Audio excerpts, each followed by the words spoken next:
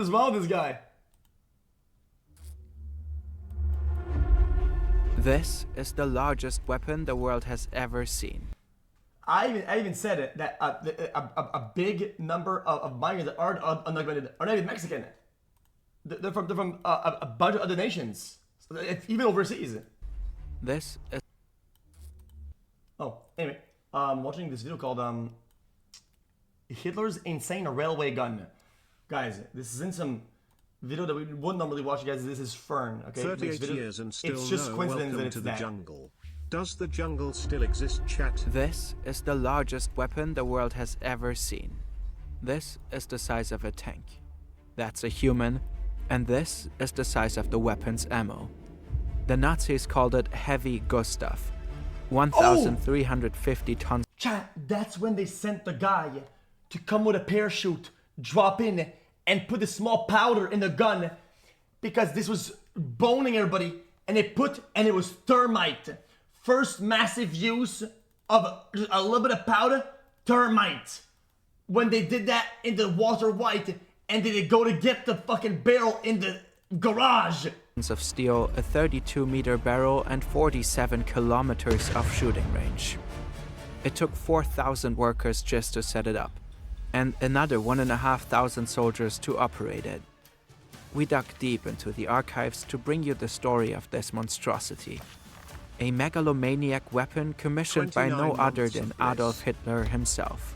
But unlike many of his rather delusional projects, this one was actually brought to life. Heavy Gustav was deployed in battle.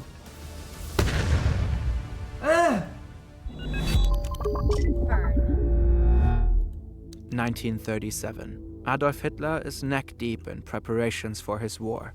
But one thing is keeping him up at night. The Maginot Line along the French-German border. A massive array of heavily armed and fortified concrete strongholds. To break through the solid line of defense, he needs something new, something big. So he orders Krupp Steelworks, the weapons forge of the German Reich, to build the largest cannon the world has ever seen. Hitler wants it to be ready by 1940. The project is top secret. Under no circumstances must the plans fall into the hands of the enemy. Internal documents refer to the cannon only as the Gustav device. Choosing cute names for heavy artillery is a long-standing German tradition. Other examples are Karl Morder or Big Bertha. Spring 1940. Hitler is eager to finally invade France, ideally with his new superweapon leading the way. But Heavy Gustav is not ready yet, and the Führer is furious. In the end, the Nazis decide to bypass the Maginot Line altogether by invading France through the densely wooded Ardennes in Belgium. A year later, the cannon is finally ready. It's a railway gun, designed to move along twin sets of parallel tracks. It weighs 1,350 tons and rolls on 40 axles and 80 wheels. It stretches nearly 50 meters long and stands as tall as a 4-story building. Its caliber has a diameter of 80 centimeters. The ammo shells weigh up to 7 tons each. This is one of them, a tank-busting projectile capable of tearing through 6 meters of reinforced concrete. And this is you working on a beach with AnyDesk. AnyDesk is a remote access software that lets you connect or scan the QR code on screen. Okay, back to Heavy Gustav. Tests are run to probe its unprecedented destructive power. Each shot leaves craters up to 32 meters deep and just pulverizes massive concrete walls. But by the time the cannon is ready... Chat, this is almost like medieval, no? Chat, it's kind of like a modern, like, trebuchet. Right? France has already fallen. It's like... Fortunately, it has some at least for medieval Hitler, into it a there's little still bit. another battlefront. 1942. The Nazis have conquered vast stretches of the Soviet Union as part of Operation Barbarossa. But the Soviet forces are still fiercely holding on to one particular place, Sevastopol, then known as the world's strongest fortress. The city is defended by over 100,000 Russian soldiers, shielded behind 5 meters of concrete walls or hidden in bunkers buried 30 meters underground.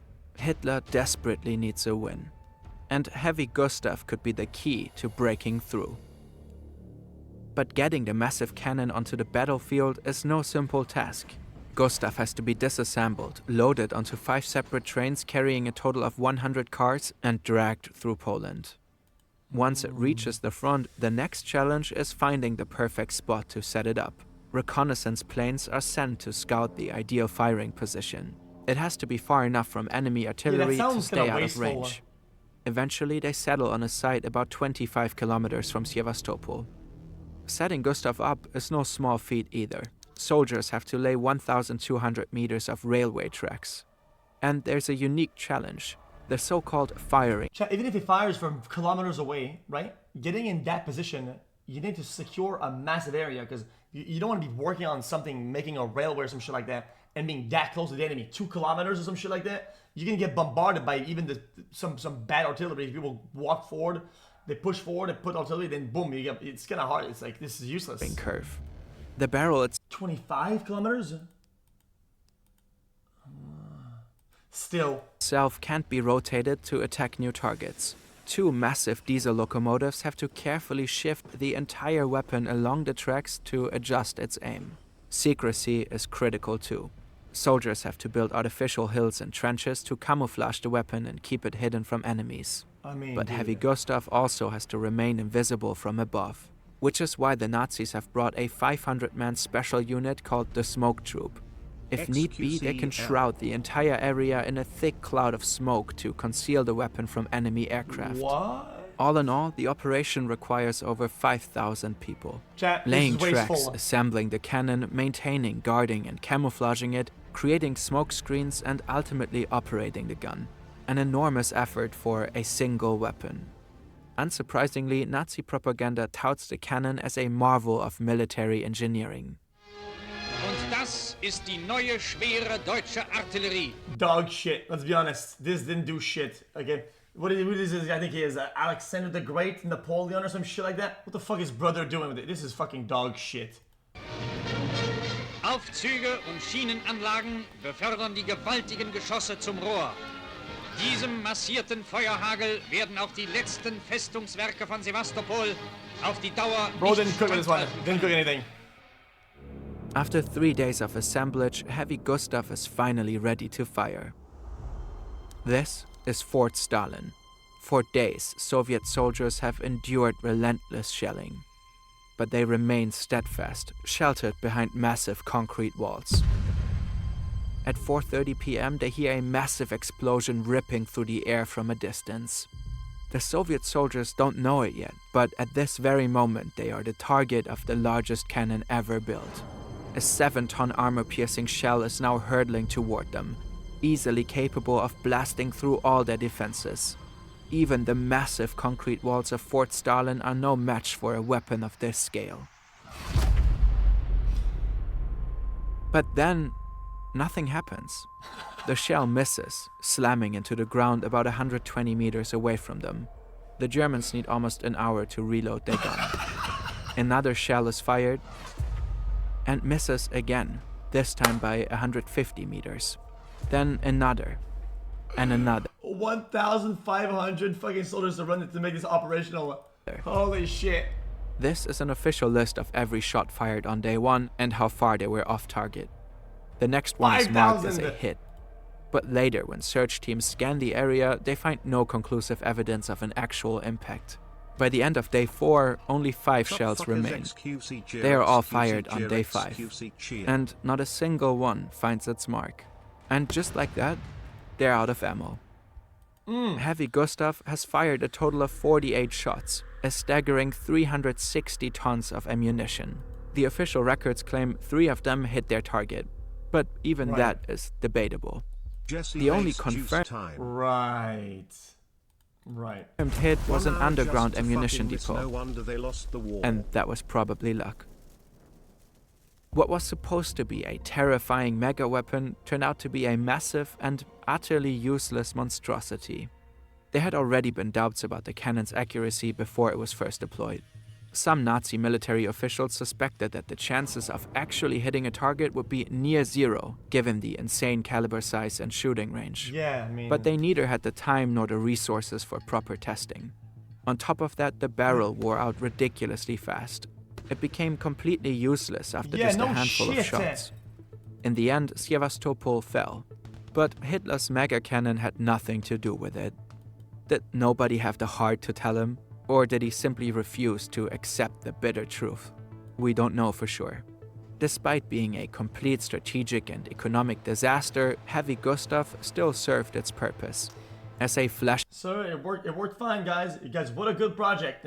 It's gonna do fantastic. I cannot wait. Guys, 10 shots fired, 11 targets hit. Got him. Propaganda piece for Hitler's vision No of an problems here. unstoppable German war machinery.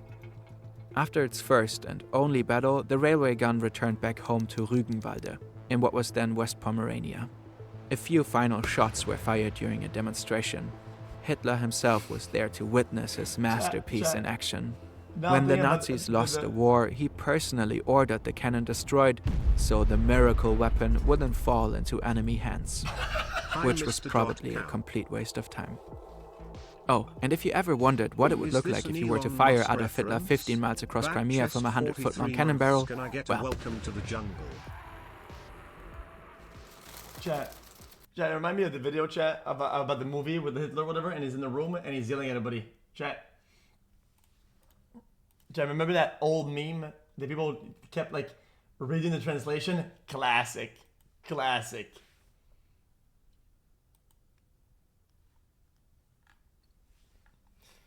Anyway.